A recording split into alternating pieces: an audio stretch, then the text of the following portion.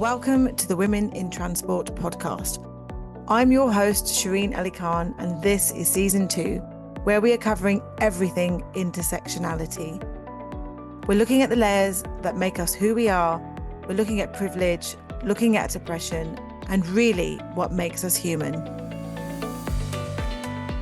Welcome to the Women in Transport podcast. I'm your host, Shireen Ali Khan, and this time around, I'm speaking to Cecilia Harvey, and we are focusing all around microaggressions. Cecilia, please introduce yourself, tell us about your relationship with women in transport, and then we'll dive into this really, really important topic.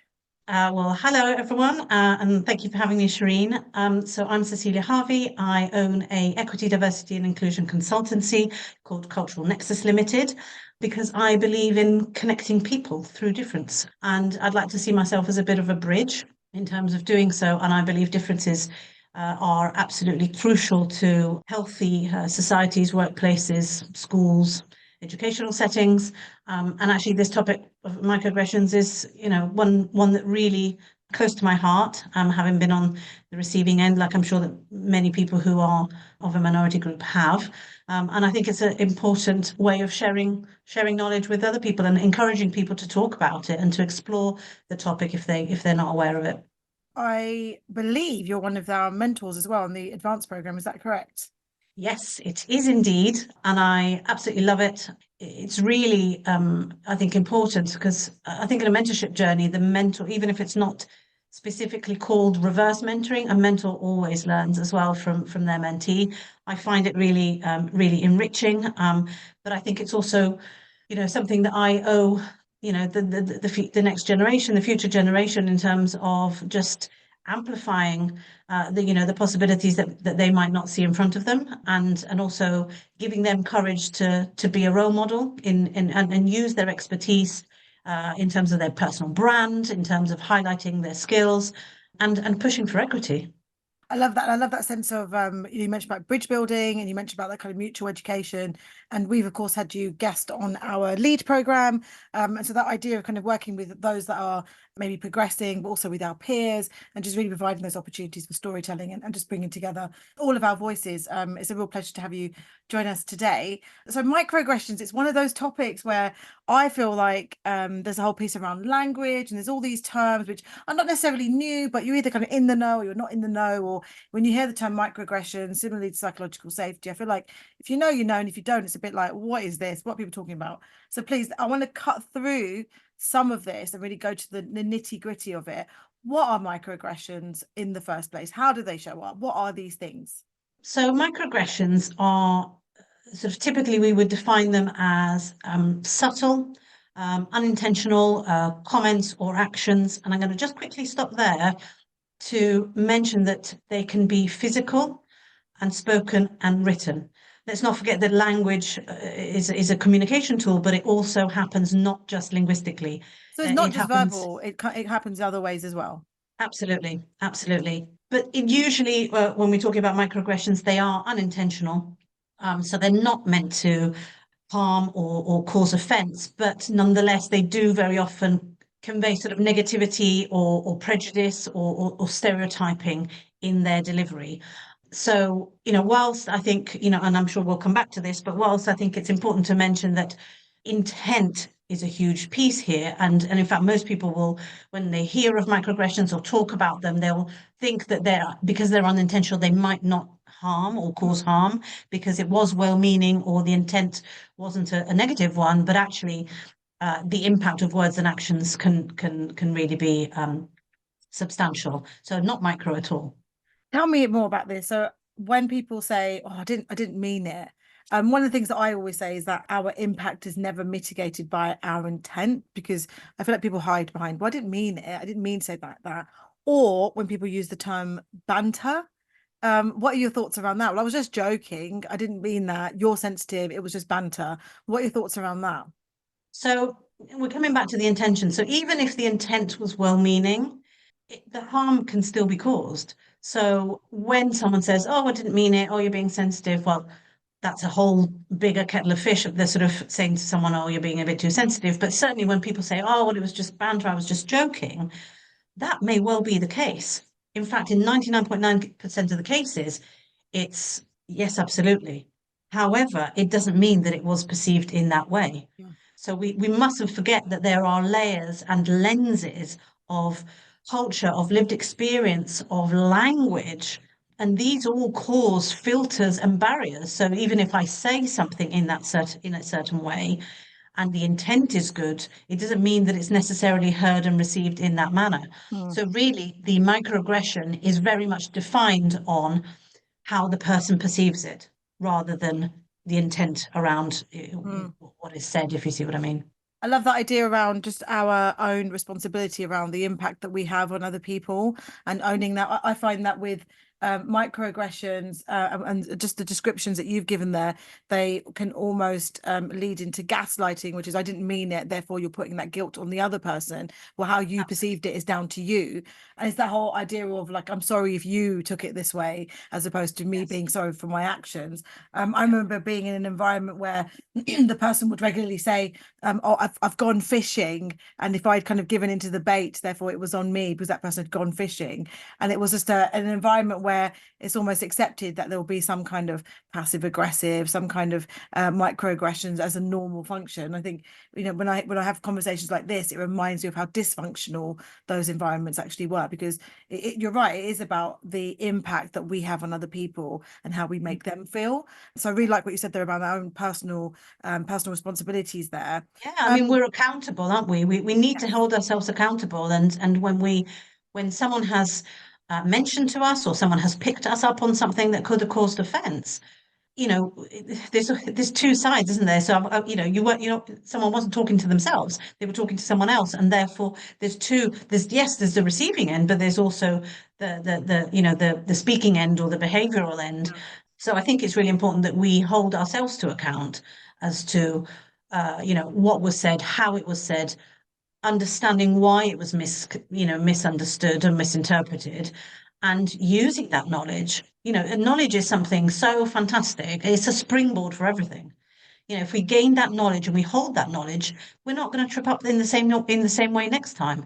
And we can talk about this, in anecdotally, and we can share our stories. Mm. And therefore, we're amplifying that. And then the next person will think, oh, actually, if I say it in this way, it might cause offense. So it's really that ripple effect of talking about these things, but also really sort of almost analyzing a little bit a situation, not just going, oh well, they're a bit sensitive, or they took it wrongly, and just brush that away. Let's really reflect on learning points.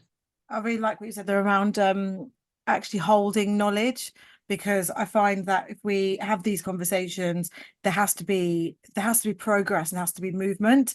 And otherwise, if you're just doing interventions, if you're just having conversations for the sake of it, but there is no movement on anything, then it becomes box ticking. And it's just one of those things that an organization is, you've held a webinar or you've done some of a form of training on it, but actually there's no marker to move forward from, then how Yeah, do you know you've made progress? I really like the idea of actually we're all accountable to holding that information, and what was appropriate at some point isn't appropriate now, but actually those things were never appropriate, they were just accepted, and so it is about our absolutely. behavior and how we evolve ourselves.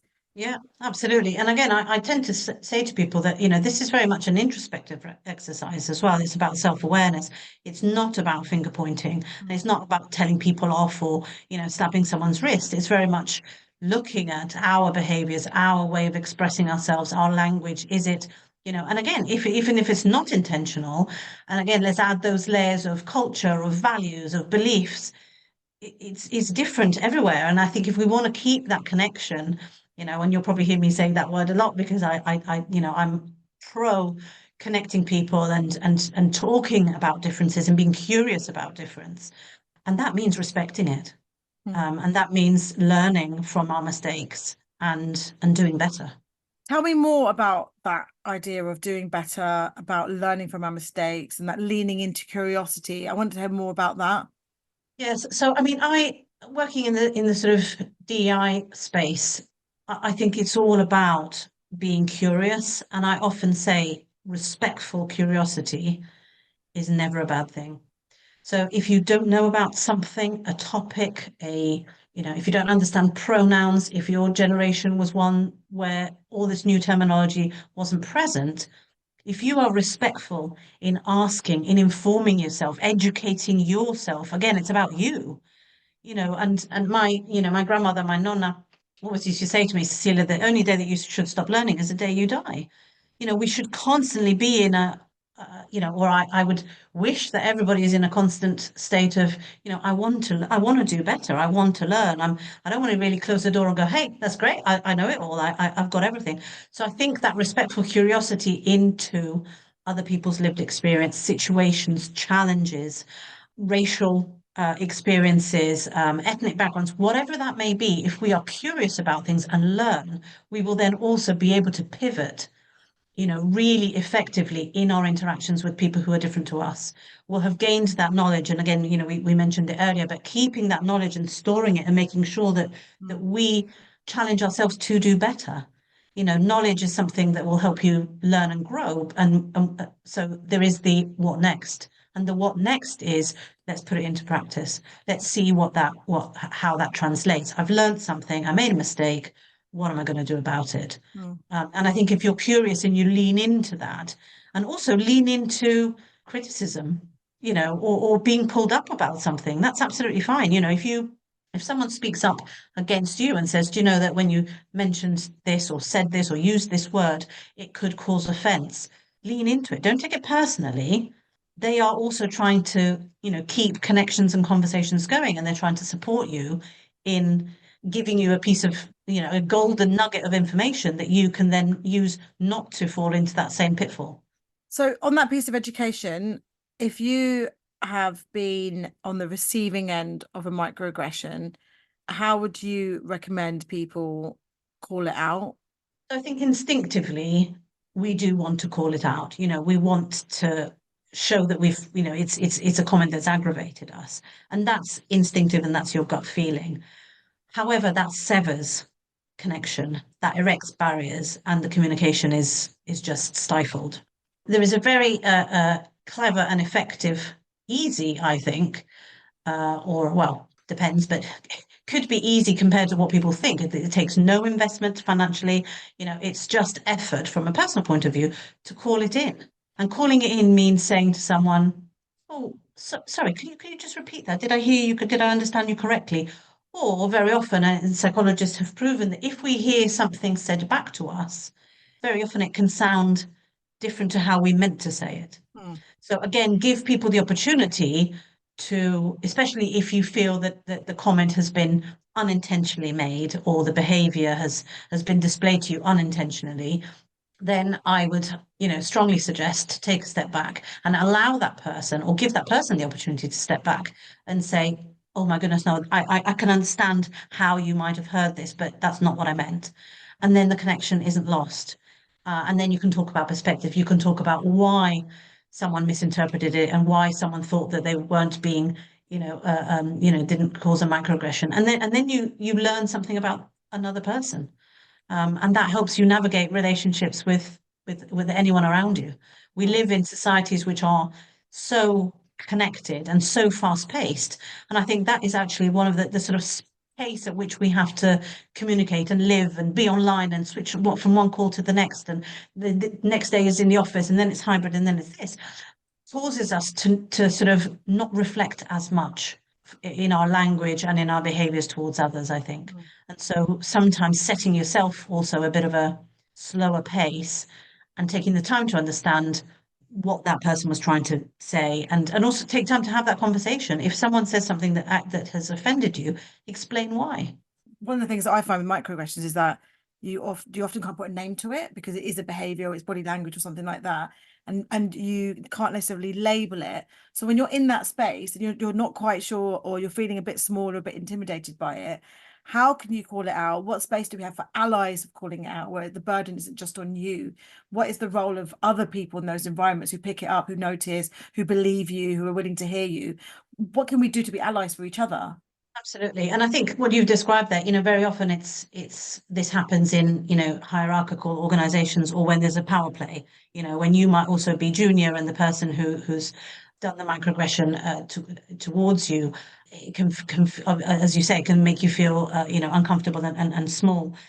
So allyship is absolutely crucial. here, and amplifying voices and talking about things and pulling our colleagues up, whatever the level and the rank, in the appropriate manner, I think is crucial. And therefore, role modeling allyship is also really important because it does have a ripple effect. So if you see something like that, and you don't have to do it publicly, everyone is different and not everyone feels comfortable in a particular setting. And actually, maybe a senior manager or a good senior manager would not do it publicly, but they would take the person afterwards aside and have a little check-in, and again in an appropriate manner that still sort of highlights the importance of the conversation around this. So, not telling the person off necessarily, but saying, I wanted to draw your attention to when you said this, it can be misperceived, maybe check in with the person to make sure that they're okay, because, I'm pretty sure you might have caused offense. And I think really important from the allyship point of view is validating someone else's feelings, making sure that the other person's feelings, so the person's feelings on the receiving end, if you're the ally, you need to validate them because in that moment they couldn't do so themselves.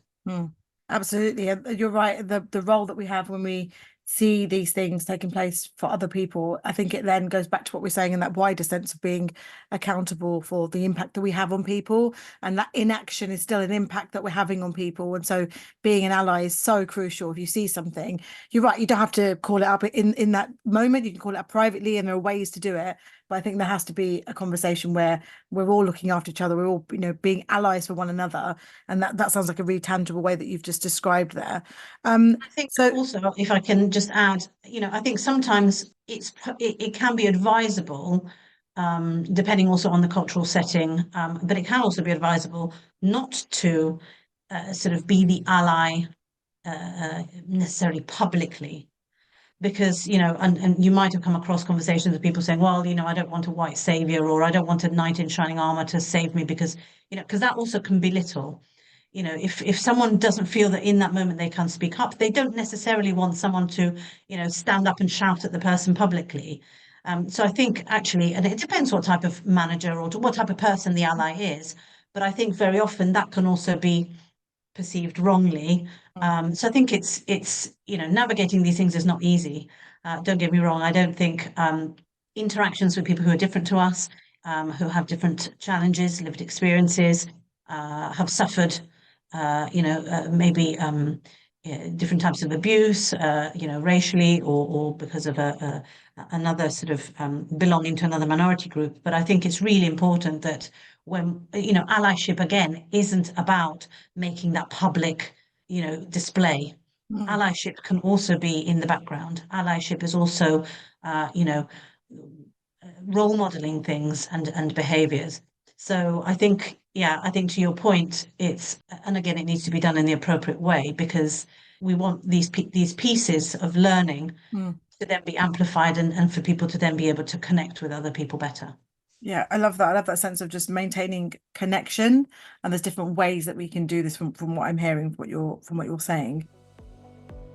Hello, I'm Sonia Byers, Chief Exec of Women in Transport, and you're listening to the Women in Transport podcast. I'm proud of the work we're doing together to create a safe space for different women working in transport to share their stories. You can find details on how to join the conversation in the episode show notes. You mentioned lived experience. We've mentioned, topics around abuse, and we've kind of gone around how these things might present themselves. Can you give me some really tangible examples of microaggressions? I know we said before where it isn't all verbal. Sometimes it is physical. Sometimes it's environmental.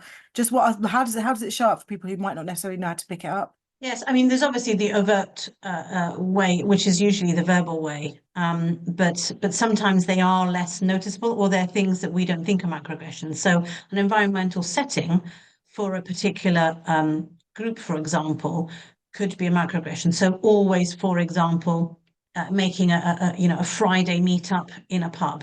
So for groups of people for whom their religion doesn't involve the consumption of alcohol, and for people who adhere even more strictly, they shouldn't be around or in an environment. So that could be considered a microaggression towards people of that faith. especially if it's constant and if there is no alternative for them to socially mix. Another example would be, in terms of behavior, would be if someone is giving a presentation and, one or more of their colleagues is looking at their phone throughout the whole presentation. That's a microaggression because that is a display of translating words such as what you're presenting is not of interest to me. I don't believe that it's important. And really, I don't respect you. It's a sign of disrespect. And microaggressions very often display in that way. So it's not just the verbal, oh, I'm really surprised your English is very good. I've That's had that loads of times. so I'm from East London. That's why I can speak. Yeah. so have I. But and those maybe are more obvious ones, but there are the subtle ones. And there are things like also micro-invalidations is a type of microaggression. So where you're invalidating someone's experience and you're making it seem as if it's not relevant and it's not important. So I think and that again can be done really subtly. And one would hope that if it's unintentional, again, it can be rectified. So an apology or a sort of acknowledgement of an offence caused can then mean that the connection isn't lost. Some great examples there. I'd like to now talk a bit about culture and how that maybe provides some different nuances. You mentioned around environments, around team meetups and stuff like that. Some of the examples that I've heard before is around like hair touching, and these might be popular ones that people have heard about.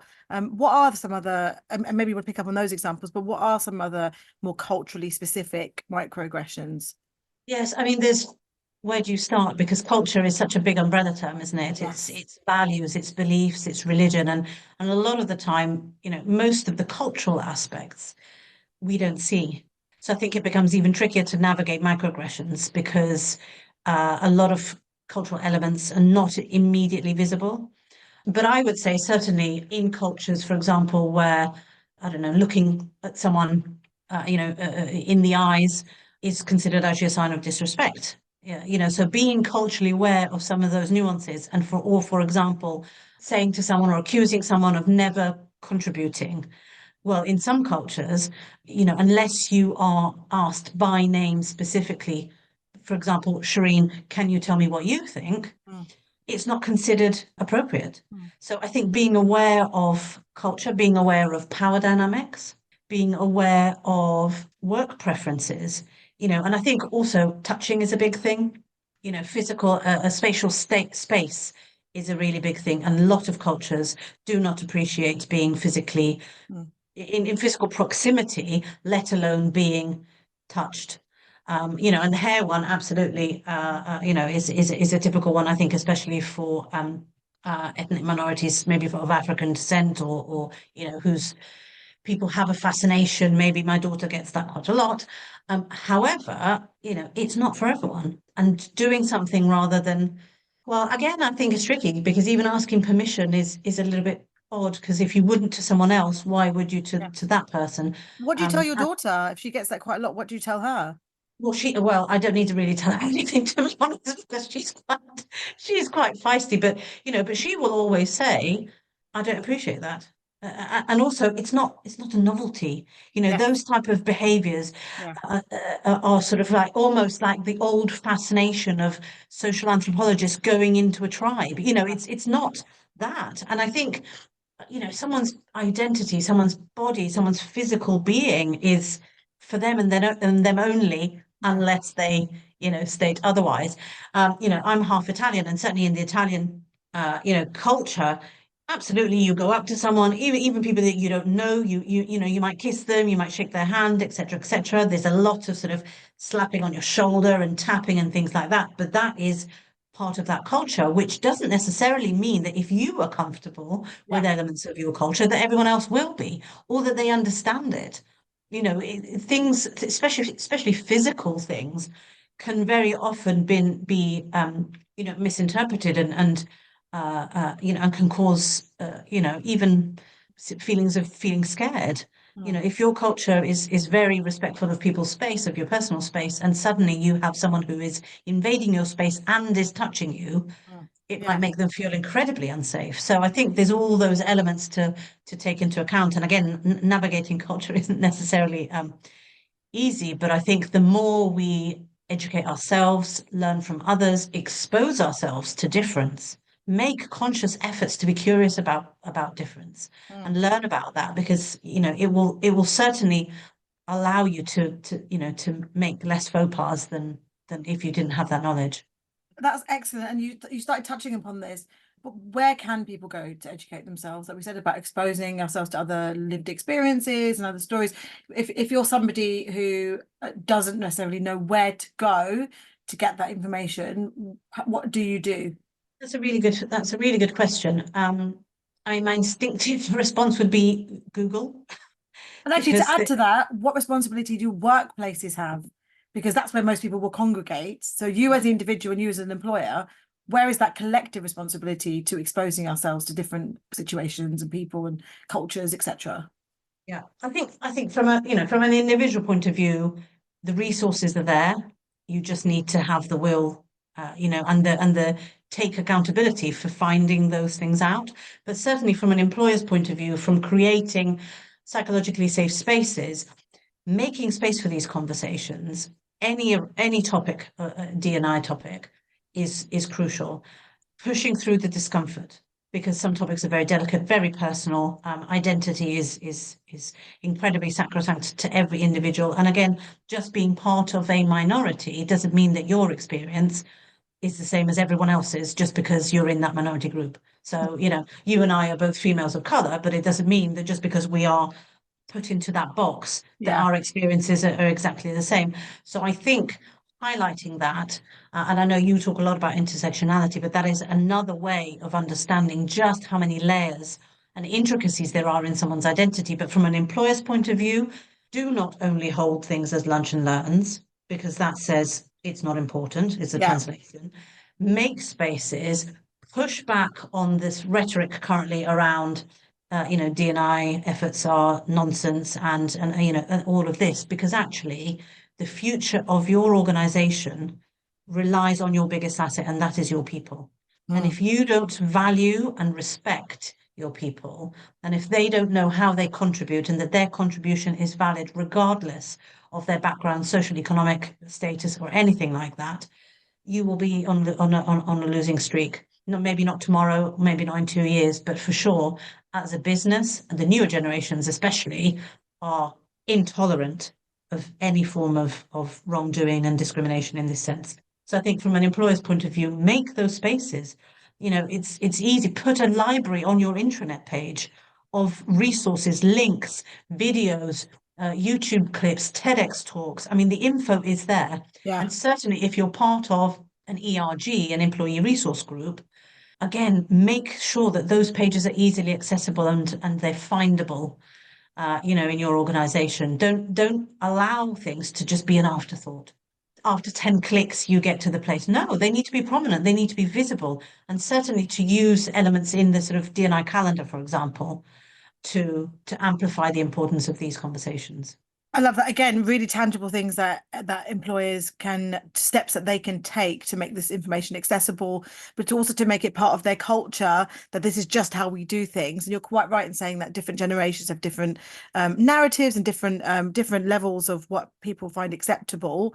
And one of the campaigns we're running later in the year actually is all around intergenerational workforces, because we know life expectancy is going up, retirement age will be non-existent at some point, because you can kind of see where things are going. But also we've got younger people coming into organizations, and every age in between deserves to have a really good experience in the workplace. How can we support everyone? One of the things that we've kind of touched upon, but we haven't necessarily delved into really deeply, and you did say around some of the consequences that employers can have by not dealing with these things. But tell me around how microaggressions impact a person who perhaps hasn't been able to deal with it for whatever reason. What does that look like down the road? And we've spoken before about microaggressions being seen as death by 1,000 cuts, which is a phrase that really stuck with me when I first heard it. What does that look like? It looks like pain. It's words, really, really and truly can, and behaviors and actions, but can really, really be harmful. And the effects of these, because they are cumulative, and very often someone who's exposed to microaggression a lot in the workplace, but also in other spheres of their life. So, in society, in public transport, at school with other parents at the school gates, wherever that may be, that's cumulative. So it starts a sort of really negative spiral around emotional and psychological effects such as stress and anxiety, lowered self-esteem, depression. Again, when it's really compounded, it can lead to that, but also physical issues. Because if we think about it, when we're stressed, and now we can see, for example, in the workplace, when people experience burnout, Yeah. it then has it's a physical. It then translates, let's say, into physical effect. So, physical and health issues such as, stress-related health problems, or fatigue because maybe your sleep isn't as good because you're stressed. It can also affect your digestion because your eating patterns maybe change, and also in terms of exposing yourself in society and allowing yourself to be part of society. So you will tend to want to be isolated if you feel invalidated as a person, if you feel that you're not worth and you're not valued. That will compound maybe into feeling, having trust issues. So not wanting to expose yourself to social gatherings or at work and outside. But I think also, from an organization's point of view and from a manager's point of view, it will impact your team's performance. That person's performance will dip, whether in, school, university, or in an organization. And they will, and because of that isolation, they will try to reduce their participation, because they will feel that their what they say or how they behave will be invalidated. And then obviously that all leads into and connects back again with sort of mental health, because it's about identity, isn't it? So it's really you will start doubting whether your identity is important, whether it's valid, whether it fits in. And so self-doubt will really breed in this scenario. So I would say it's social, it's physical, and it's mental. So those three effects often, unfortunately, are linked. But when you mentioned that expression, death by 1,000 cuts, and we can imagine that. So you get one small cut, it's easy to put plaster on it. But when it's constant and it's multiple, and that becomes the majority of your reality, we can soon see how that can have really negative effects on people. This is such a big topic in a way, but also when you start breaking down the fundamentals of it, it's a really accessible topic, because we know that we should be accountable for our behavior. We know that we have impacts on people, and we also know that we can control our behavior in the way we show up. But Cecilia, for our listeners, three takeaways, things that they can just do right now to either deal with the situation or just a way to kind of move forward with microaggressions. What would your recommendations be? The first one is continue, or start, depending, to be respectfully curious. Be curious about difference, because you will learn a lot. And in that, you will learn what things might cause offence, to which culture, to which minority group, in which social setting, etc., etc. So really the educational piece of informing oneself. The second, I think, would be create those spaces, push for those spaces. If they're not there in the workplace, push for them.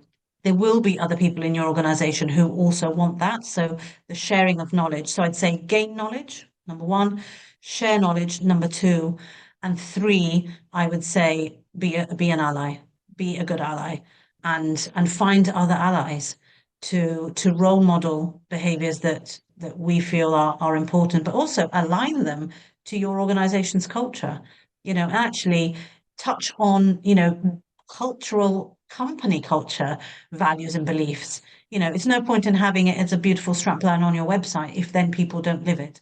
So, and challenge that. If you don't see that, what is nice and shiny on your website, if you don't see it and the reality is different or is experienced differently by others, that's definitely a moment to, to take the baton and say, we need to do something about this. Brilliant. Thank you. So much food for thought there. And I hope our listeners have learned a lot on a topic which I thought I knew about, actually, but in this conversation I've learned so much more. I hope you have as well. Thank you, Cecilia, for your time today, and join us on the next episode of the Women in Transport podcast. Thank you so much, Shireen, for having me.